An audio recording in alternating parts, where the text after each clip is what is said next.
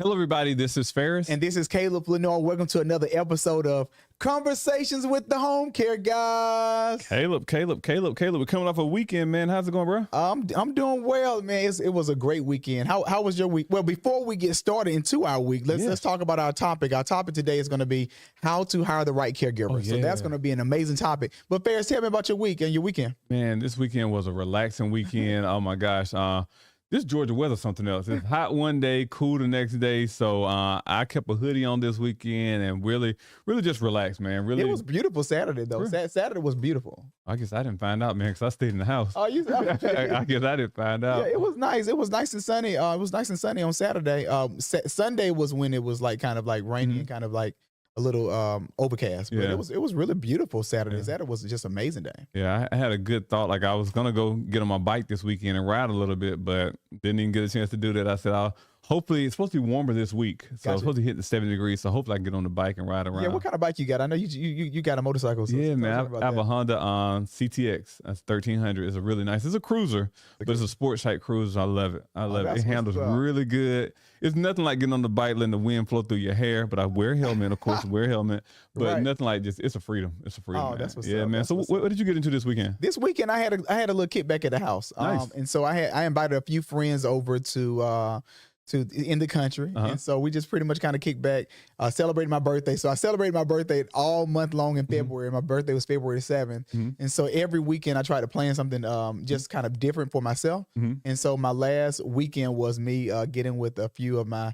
closest friends and they drove from Atlanta. Some drove from Augusta, near and far, and came down. And we had a great evening. Saturday evening, we had a DJ and food. And then Sunday, we did brunch at the house. So it was really great. That's what's up, bro. That sounds fun, man. That sounds fun, man. I'm glad you enjoyed your weekend, man. I enjoyed my weekend. I really had a great time. Got in tune with nature. Walked around. I didn't do any fishing, but it was just great just to see my family and friends. Man, I saw you. I saw a picture on Facebook. You're on a tractor, man. Did you actually get on the tractor, or you just took a picture on the tractor? I just took a picture on the tractor. I knew it. You know I'm not driving on the tractor. I just took a picture on the tractor. Like that. What I literally posted about. I literally posted like I'm a country guy. I like a tractor, and then I have Yeezys, and so like that's ultimately like me. That's me as a person. Like I am. Kind of like just a really country person, but trying to get up to date with fashion. So like that's me in a nutshell. So, man, that's cool, bro. I'm glad you enjoyed yourself, man. Who did the cooking for the brunch? Did you cater it? So I cater it. Oh my goodness. So so this is my go-to caterer, Ferris. Whenever I cater eating events, like for Thanksgiving and Christmas, I did Lisa with catering with Grace in Dublin. She is like the ultimate caterer. And everybody loved Miss Lisa chicken wings. Like them chicken wings was like gone just like that. And so she did a key lime cake. I did a key lime cake for myself.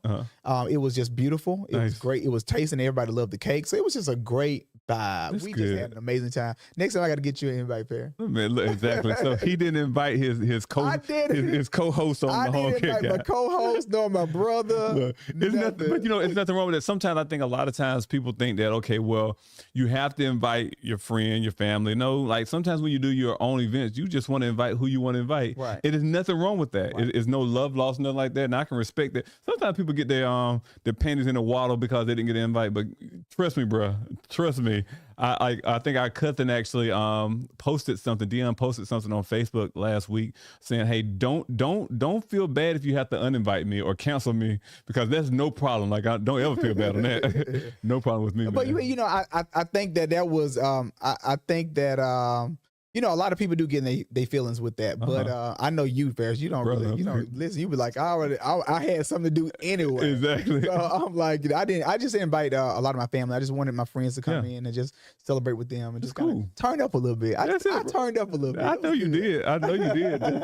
That's why he want to invite. Yes. But let's go on our topic today. Let's go on our topic, how to hire the right caregiver. I want to start out by saying, caregivers are really the foundation of any organization, especially in healthcare. You have those different industries and sectors. You have like nursing homes, you have home care, you have assisted livings, you have home health and hospice. And so caregivers, those CNAs, those PCAs, those personal care aides, those are your foundation, your bedrock of the organization, because they see the patient on a day-to-day basis. They help them out with their baths. They help them out with their grooming. You know, they get them dressed for the day. And so we want to talk with, especially some of the employers or some of our healthcare friends, how to hire the right caregiver. So let's dive into that. Yeah. So Caleb, I think that's a really good thing, because I think first, like you said, recognizing the importance of what these healthcare professionals do. Right. And I like to say healthcare professionals because it really takes a professional to go through and actually do the work of a CNA or PCA or HST or MA. It takes a professional. And these individuals, I don't like to go through and actually take their career path lightly, because without them they're the bedrock, they're the backbone. Without them, a lot of other things cannot get done. Right. Just imagine our world without CNAs or without PCAs, without personal care aides. That means a lot of people. Can we stop right there and just really imagine real quick? Because I really want us to really imagine that, especially in our industry. Like, if we did not have CNAs, we pretty much wouldn't have a business, because you know, we need the CNAs on a day-to-day basis to go out there and provide the care, the everyday tests. And so just think about around the nation today. You know, you have nursing homes, you have assisted livings. If we didn't have caregivers, we pride and we salute every caregiver today. We celebrate you guys because of your hard work, your labor love. You go day in and day out tirelessly and intentionally to provide care for others that need your care. So we salute you today. But just imagine it. Let's take a moment and really imagine a day or a life or even a few hours, you know, without having a caregiver. Man, if we go through and really unpack that, that means people will go without the proper care they need. It means somebody's going to go without a meal. Somebody's going to go without a bath. Wow. Someone's going to miss their doctor's appointment. That means someone's not going to get that attention that they need. Someone's going to fall because that caregiver's right there to help them ambulate or to go through an actual system with walking. Right. That means a lot of needs will not be met. That means the doctors cannot go through and see their clients because a lot of CNAs are taking their members to the hospital, to the doctor as well. Right. It's a domino effect. I even hear, when you said that, I hear a lot of reoccurring admissions in hospitals. Yes. Because, like, you know, hospitals, when they discharge a member into the home, and that member needs either, you know, care at home or 24-hour care or something like that. And then if that client is not getting fed, miss their medications, that's how they get the side effects, being disoriented, and they go falls and do all these other things. And so that's another admission to the hospital. And so home care is so vital with that, and caregivers are so vital in that field of in the healthcare. So, you know, think about those reoccurring admissions. Think about, you know, even on the hospice approach fairs, who's there on a day-to-day to actually see that member and to bathe that member? The caregivers. Yep. Exactly, man. So I think that's why when it comes to hiring the right caregiver, it's so important for healthcare professionals or companies to go through and actually make sure that we're finding the very best, because we are caring for some of those ones that are really in need of care. And so I think that's a good way to kind of jump into, like, what is our actual avatar? And when I say avatar, most people may not understand that terminology, but an avatar is what is your ideal type of person or ideal scenario. So when I talk about avatar, when it comes to the caregiver, is what is our ideal avatar for the type of caregiver that we actually look for prime care. That's interesting that you said that, because when we initially started the business, the first thing we came up with our core values and our attributes of what we want and what we find in a caregiver. And so we wanted our caregiver to be caring, reliable, honest, punctual, and professional. Those are the five major characteristics that we find that we want to find in a caregiver.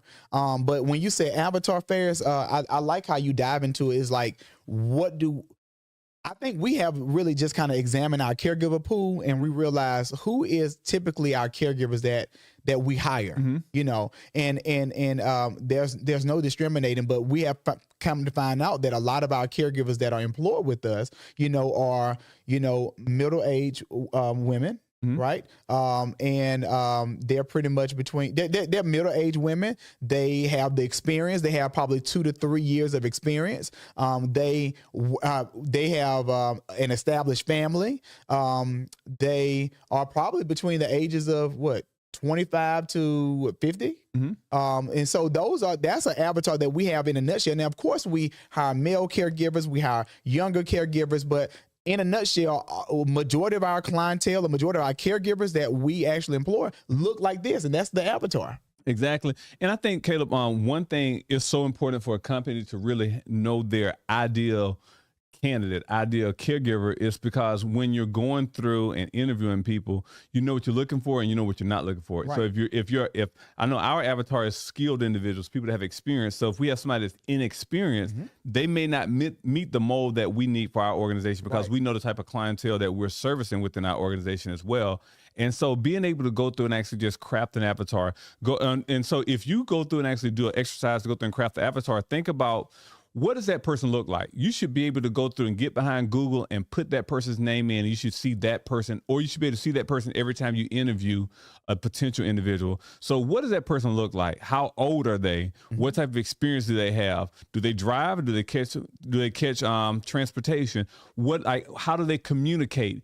You should be able to go through and know that in the back of your mind. And when you interview someone, you say, hold up, I'm looking for, and give that person a name as well. So after you go through and think about those attributes, give that person a name. Give that person a name. Give it, if it's Miss Mary, okay, Miss Mary she is X number, she's this years old, she's this many years skilled, this is what she does, this is one of her strong points. But create an avatar. And because that's who you're going to be interviewing, people that meet your avatar. Exactly. I like that. I want to dive into some of the questions that we ask, that we ask whenever we're hiring or interviewing a caregiver. And some of the questions, like I typically start out because I want to get a chance to know the person. So I build a relationship. I want to know, like, okay, tell me about themselves. And so they could tell me about, like, if they like to cook, they could tell me about, they are newly married, or, just tell me a little bit about themselves, how long they've been in the field, the healthcare field. And then one question that I like to ask is, what is the most important thing you're looking for in a company?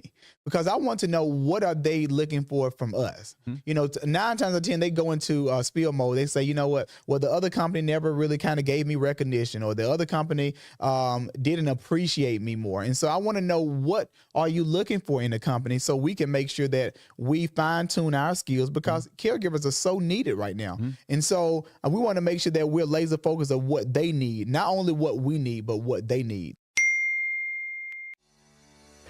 Hey you, do you know of a disabled child that needs in-home care services? My name's Adrienne. I'm a GAP clinical nurse with Prime Care Home Care.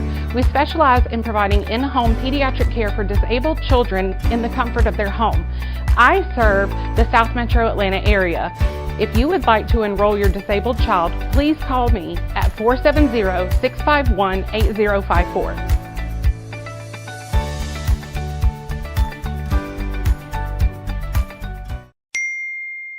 Like that. I like that. And what are some questions that you pretty much kind of think about, or so when it comes to actually just interviewing individuals, like I said, like my interview style is really setting the room at ease, because I want to see the person in their natural habitat. I don't want someone to go through and actually give me a facade on who they think I'm looking for. You don't want to be polished. You want them to be like natural. Exactly. So I come off as very natural in the interview. I'm coming off, how you doing? Like I'm gonna go through and just keep it very professional, but keep it at a level where you get really comfortable. I'm gonna go through and sit them down. And this is actually a little too for you. I'm gonna go through and sit them down on the comfortable seat, because I want to see if that phone rings, they're gonna go through and pick it up and start texting this person, or they're gonna go through and answer, which has happened as well. So my thing, oh yes. Oh my goodness. I want to go through and put everyone as comfortable as possible, because now I can go through and make a decision off the person who I know them, who they've displayed to be on that particular day. But particularly some of the questions I like to go through and ask, again, based off of experience, I like scenario-based questions.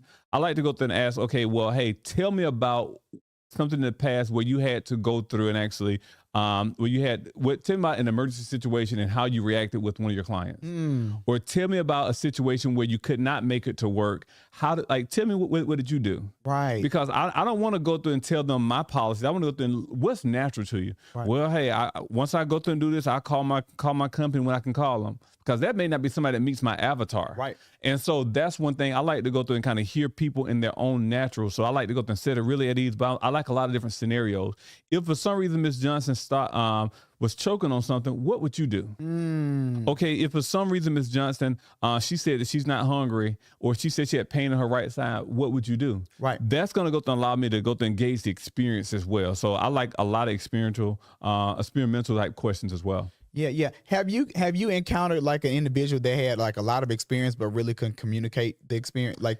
How would you go through with the hiring process with that? If someone really displayed like you knew they had the skills but couldn't really communicate effectively, or wasn't as tech savvy, would that still be an ideal avatar for you? How would that work? Yeah, so I've encountered it several times where individuals, they may have had the skill level, but let's say if for some reason they could not articulate it, because everyone, their strong point, they may not be communicating, or an interview can be a stressful time as well. Right. And so they may come in with the stress up here and maybe not be able to get the words out. So I always look at the heart.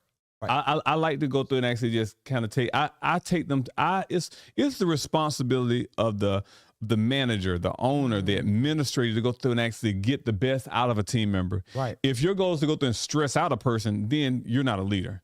Your goal your goal should be to get the best out of them, to let them display their true selves, because then I'll be able to go through and engage and say yes. Right. Or I'll be able to go through and say, this person may work with this particular client, but not this particular client, because this particular client prefer way more communication than this one. So that's how I look at it. So a lot of your judgment of character with hiring a caregiver is like when you do your face-to-face or your Zoom interview, really letting them feel comfortable and you really feeling their energy. Of course, you're going to listen to the answer, their responses. You're going to evaluate them with their skills, but you're really going to see if this person is good for your culture. And so, Ferris, I want you to say this: how important is that person with blending with your existing culture? How important is a caregiver blending with your existing culture with hiring? How is that important? How important is that? It's so important. One thing I know, that if you put one rotten apple in a bag of apples, all of them are going to go rotten. That's true. So the same thing, if you go through and have a great company culture and you go through and hire someone that does not display your company's culture, it can go through and destroy your whole culture in the organization. So I always tell my managers, my directors, my administrators, my leaders that they are the sentinels. They're the sentinels. If you go through and think about back in ancient Rome and just the ancient empires, the sentinel is the person that stood at the foot of the gate to go through and make sure that only the right people come through on that particular territory. Well, I thought that was the horse with the man. That's what I'm saying. What is that called? I don't know what that is. Oh, okay, I thought you talking about the half horse, half man. But keep going. No. You get into it. But a sentinel controls the gate, so they control who comes in the house. So I always tell our team members that we all act as sentinels for the Prime Care house, because we cannot let everyone in this house. Because what happens is, if we let that one rotten apple roll into us, now the whole company is spoiled. Oh, wow. So that's one thing is just going through. I'm really big on company culture and make sure we protect it at all costs. You know, most people say this saying. I know you probably heard this saying: "Slow to hire, quick to fire." Yes. And so when you're saying about the bad apples spoil the whole bunch, that one bad apple, you want to make sure you remove that apple, and you want to make sure that you only produce great apples, and great people. One question I always like to ask, also, two questions is, what is your strength and what is your weakness? And so, especially as we go in and try to identify leaders in the future, we know this person is really good at communication, or this person is good at training, or this person is good at marketing. And so whenever there's an advancement, at least we have that in the interview process, and then we know their strengths, we know their weaknesses. And my last question I always ask is, what is their goals? Because I want to know how can, like, you're trying to help me achieve our goal for the business, which is getting staffing for a member and keeping that person consistent. But what is your goals? What are your personal goals?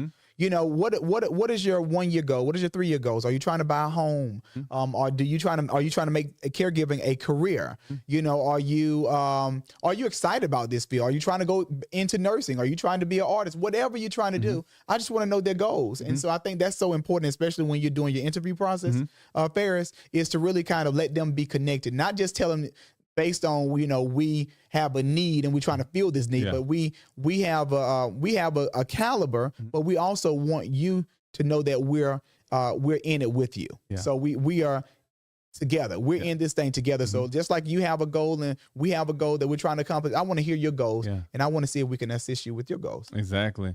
And Caleb, I think again, like when it comes to hiring the right caregiver for the right time, for the right company, for the right person, like it's so important to be, if you're in that management seat, if you're in that leadership seat, it's so important for you to go through and take that position serious, because again, we're not dealing with boxes. We're not dealing with products. We're dealing with people's lives. Right. And caregivers, they impact people's lives on a day-to-day basis. Right.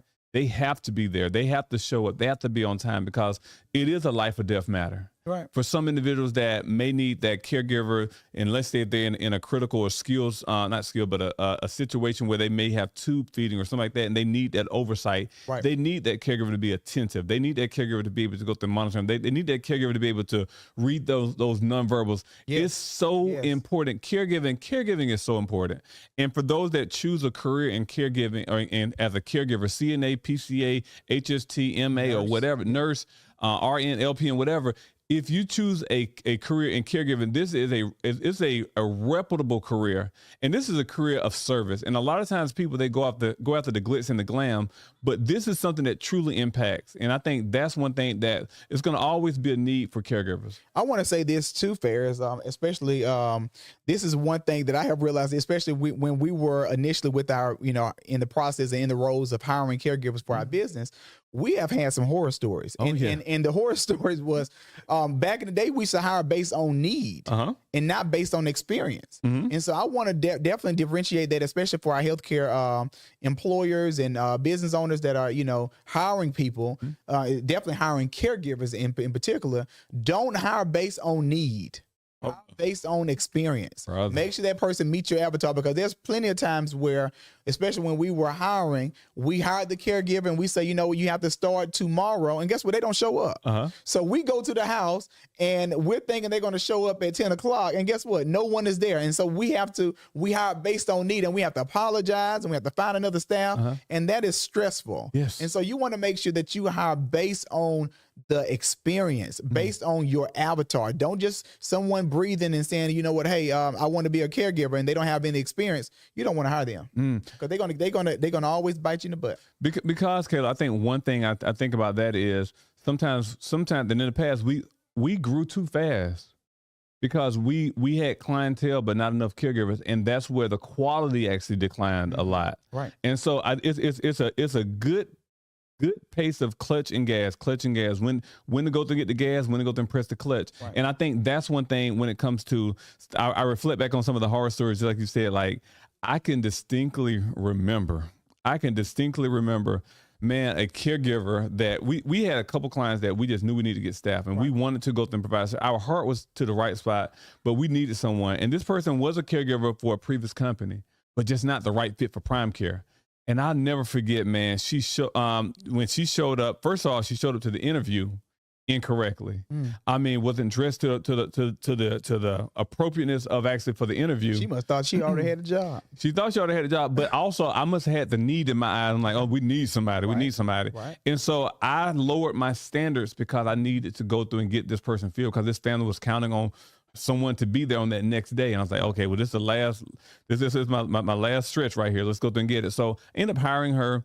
And I never forget, and I know it's in Macon, Georgia, I never forget going to the member's house and this caregiver pulling up, and she pulled up with her boyfriend in the car. They were fussing in the car, and I was like cussing in the car too. First of all, the professional was like, phew, and I'm like, oh my gosh, now I got to go through and actually introduce this person to a family member. And that caregiver had a short-lived career. I think she lasted maybe 2 or 3 days.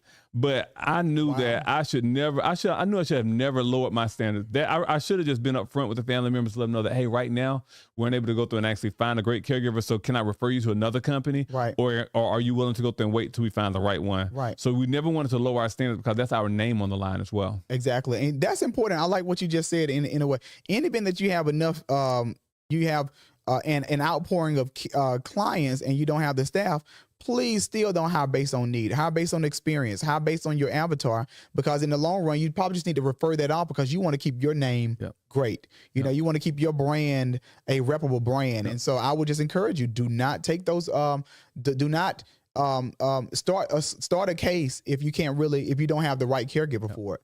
Hiring the caregivers is so important. Exactly. Let's talk about some good cases. Good cases. I know that we have had a plethora of good cases of individuals that we have hired. I know some great caregivers.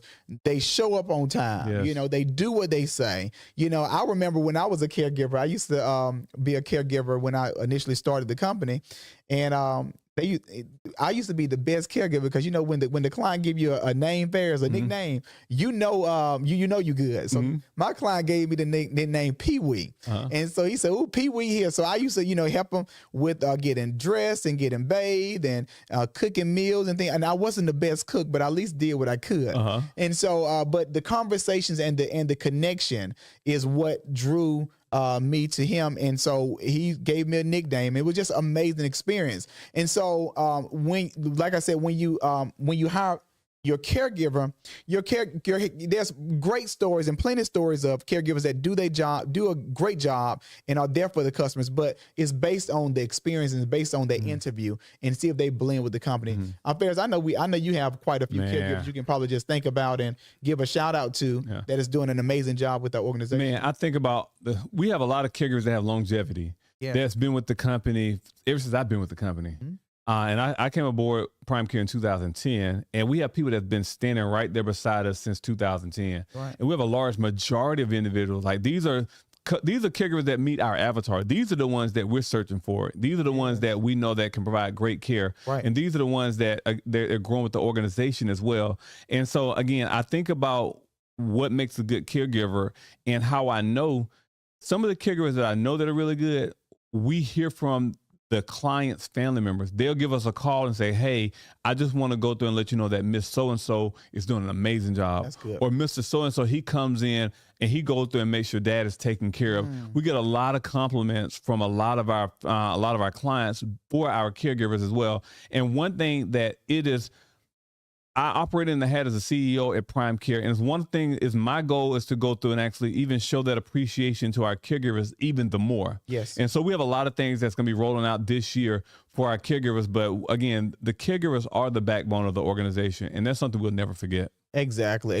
Hopefully in our show notes, I can pretty much kind of give them a sample list of our interview questions. Yes. I think that'll be great, especially for some of the ones that are getting ready to interview, or you can just kind of make a comment on them. We can email it to you, get your email address, so you can see at least a few of our interview questions. But there you have it. Like, hiring the right caregivers is important. You have so many, I have learned this every day, 10,000 baby boomers turn 65 and older. And so the caregiver pool the caregiver need is so needed in this day and time. And so I want to make sure, especially talking to agency owners, healthcare workers, healthcare employers, make sure we hire the right caregiver. You know, we have our values. Caring, they must be caring. They must be reliable. They must be honest, punctual, and professional. You create core values for yourself, what you're looking for in your caregiver. And you also create an avatar for your caregiver. And so once you do that, you do your interview and you get that, you feel that caregiver is right for your company and your culture, that's the right caregiver you want to go for. That's it. Well, Kayla, I think you summed it up really well. And we just want to say thank you all so much for tuning in to another great episode of Conversation with the Homecare Guys. We hope that you all have taken notes. We hope that you can take this information and take it back to your agency, or if you're not in the healthcare field, take it back to your company and go through and actually invoke some change that will go through and make your company even the better as well. So we want to invite you to go through and actually make sure you tune in each Tuesday and Thursday. Go through and make sure you like and subscribe. Go through and actually follow us on all subscription-based what channels? Platforms. Yeah.